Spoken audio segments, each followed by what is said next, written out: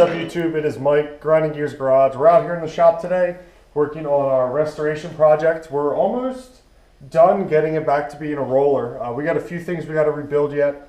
We'll cover those in future videos, but today we're going to be fitting this LTZ400 rear shock to our LT250R.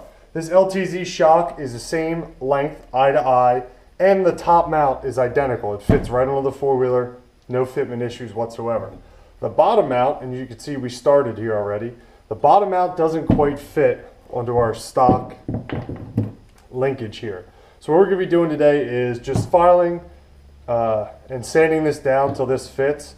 We're close, but we got to go a little bit more because we have these spacers here that sit in on this seal. So we're going to make sure that we clearance this enough to fit for shock travel as well. So we're going to set up in the vise and get started.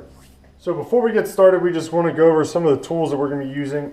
Just a Dremel, standard Dremel, plugs into an outlet. I also have a micro die grinder, which is the same shank. It's 1/8 inch or 16th, I don't remember. But I'm going to be using this. And then I also have a 1/4 inch die grinder here, which has a sanding roll on it. It's a port and polish kit, but once we're done grinding everything, we're going to smooth it out with this sanding kit just to make it look a little bit nicer. Then of course we have our double cut die grinder bits. So we're going to go ahead and get started.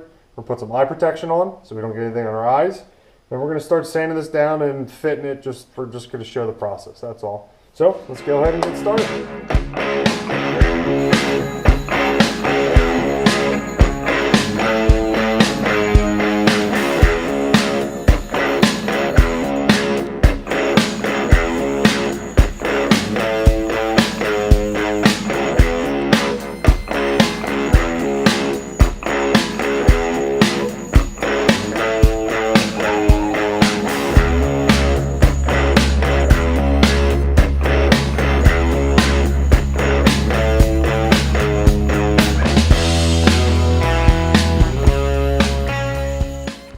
So as you can see, we got the shock mount filed down enough that this fits in here very nicely.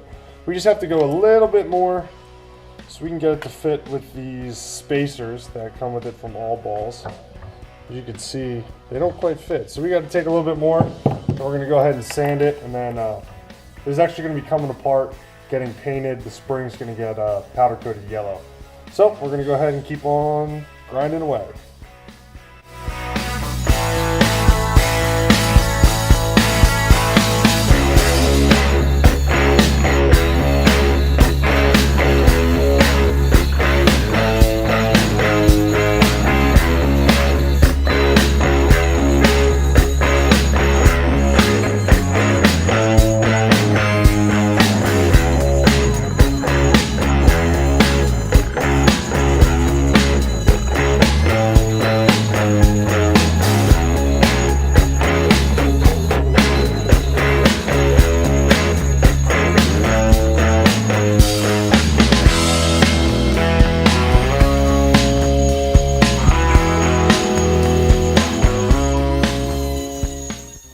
So I think if we just hit this with a sanding roll now, we're using aggressive enough grit.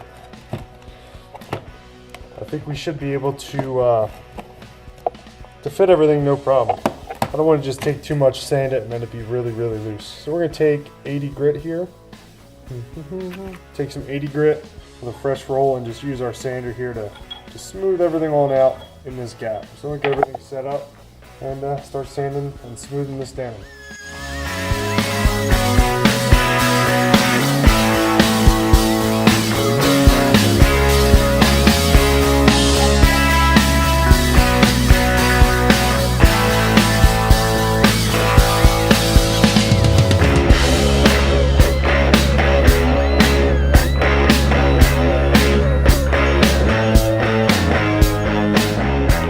So there we go. We got the mount installed and it swivels every direction smoothly.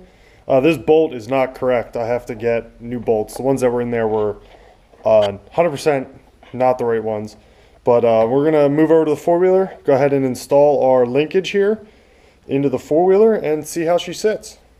So we got the rear end here pretty much finished up.